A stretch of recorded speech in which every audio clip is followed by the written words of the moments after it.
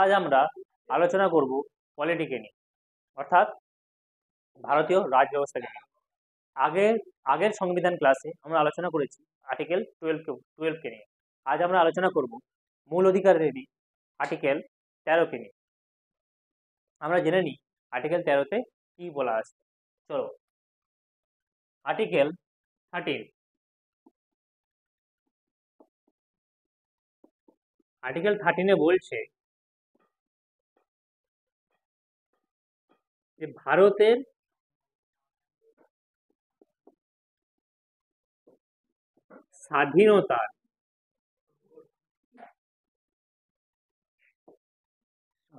স্বাধীনতার পূর্বের আইন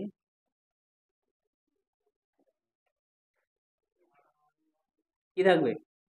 বলবৎ থাকবে। তাতে কোনো অসুবিধা নেই, যতদিন পর্যন্ত না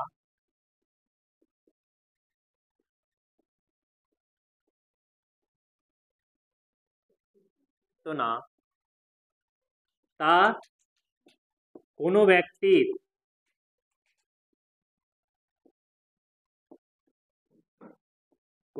কি করছে? মূল অধিকারকে, কোনো ব্যক্তির মূল অধিকারকে কি করতে? ব্যাহত করতে বা বাধা প্রদান না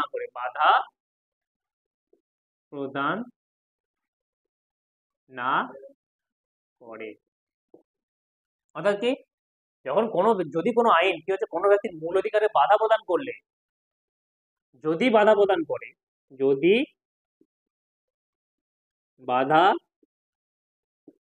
করে তবে সেই আইনকে পূর্ণতা সমাপ্ত করা যাবে।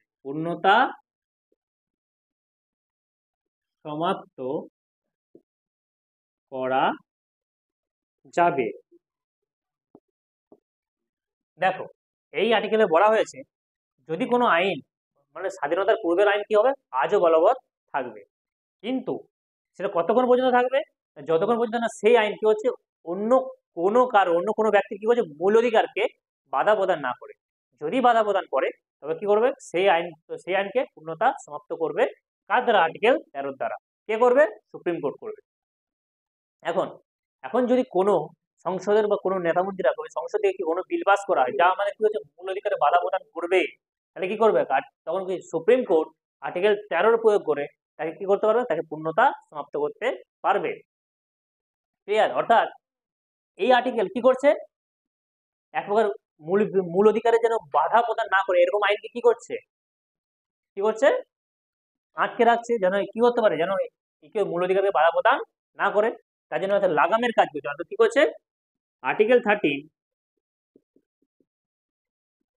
কি করছে?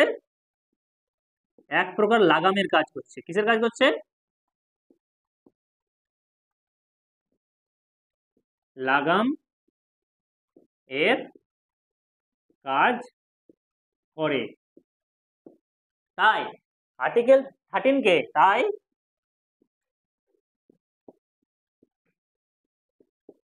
আর্টিকেল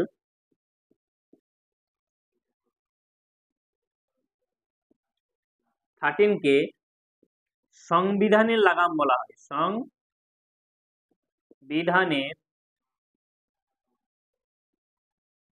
লাগাম বলে। অর্থাৎ কি করতে পারবে?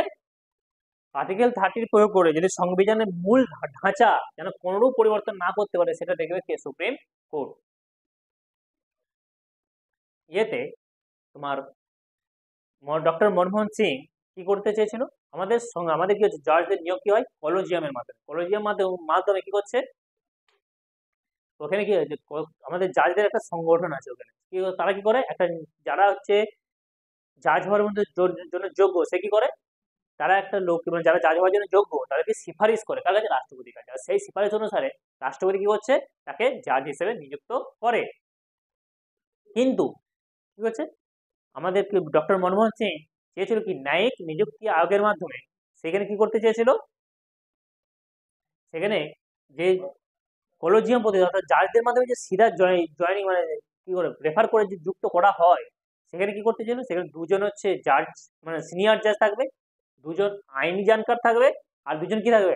মন্ত্রী থাকবে, দুজন মন্ত্রী। কে কে? এক প্রধানমন্ত্রী থাকবে আর দুই হচ্ছে আইনমন্ত্রী থাকবে। টোটাল এই ছজন মিলে কি করবে? একটা কলেজিয়ামের মতো তৈরি করবে। কিন্তু যদি এবং তারা কি করবে, তারা তারা কি সিফারিশ করবে কোনো ব্যক্তিকে রাষ্ট্রপতির কাছে জাজ হিসেবে নিযুক্ত করার জন্য, তখন কি হবে? তখন রাষ্ট্রপতি কি তাকে জাজ হিসেবে নিযুক্ত করবে।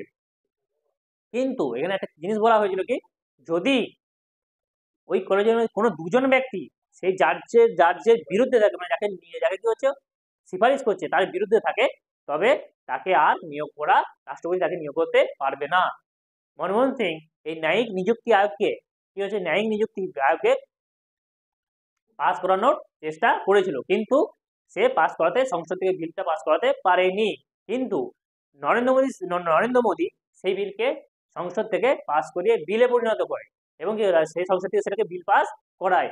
কিন্তু সুপ্রিম কোর্ট কি করছে, এই আর্টিকেল 13 প্রয়োগ করে তাকে অসাংবিধানিক ঘোষণা করে সেই বিলকে কি করে পূর্ণতা সমাপ্ত করে দেয়। অর্থাৎ যাতে সুপ্রিম কোর্টের কি হচ্ছে ন্যায়টা কি হয় পুরো স্বতন্ত্রভাবে হতে পারে, যাতে তাদের কোনো নেতা মন্ত্রীর হাত না থাকে, সেজন্য তাকে কি করা হয়েছিল, একে অসাংবিধানিক বলে ঘোষণা করা হয়। কেননা যদি কোনো নেতা মন্ত্রী কি করে সিফারিশে কোনো ব্যক্তি যায়, তবে কি হবে, সেই ব্যক্তি কি সম্ভাবনা থেকে যাবে, সেই ব্যক্তি কি করবে, সেই ব্যক্তি বা সেই নেতা এবং মন্ত্রীদের কি করবে পক্ষপাত করবার সম্ভাবনা রয়ে যায়। যাতে সেটা না করতে পারে সেই জন্য সুপ্রিম কোর্ট তাকে কি অসাংবিধানিক বলে তাকে সেই বিলটাকে সমাপ্ত করেছিল।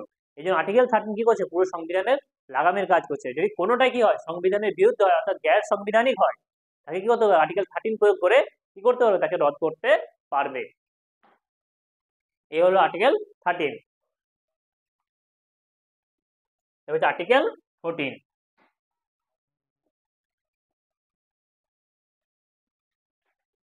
এরপর আমরা দেখবো আর্টিকেল 14 কি বলছে।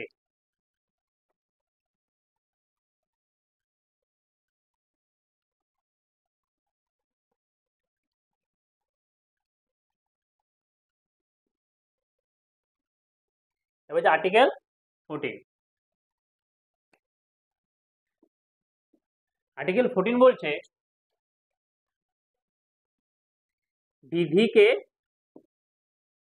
বিধির কাছে সমানতা।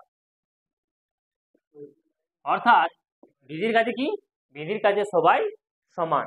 এখানে কি, এখানে কেবল দুই ব্যক্তির ছাড় আছে সংবিধানে, কার কাছে আছে, দুই ব্যক্তির ছাড় আছে, বিধির কাছে দুই ব্যক্তির ছাড় আছে। কে কে?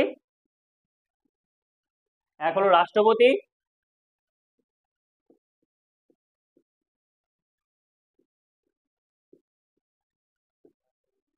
আর দুই হলো কে, রাজ্যপাল।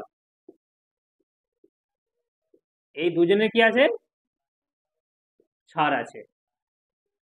অর্থাৎ এই দুজনের ওপর কোনো আইনি অভিযোগ মানে ফৌজদারি মামলা চালানো যাবে না। আর বিধির কাছে সমানতা, এটা কোন দেশ থেকে আনা হয়েছে, এটা আনা হয়েছে ইউকে থেকে। কোথা থেকে আনা হয়েছে, ইউকে থেকে। আর এখানে কি বলা হয়েছে, विधि का कानून के समक्ष समानता, कानून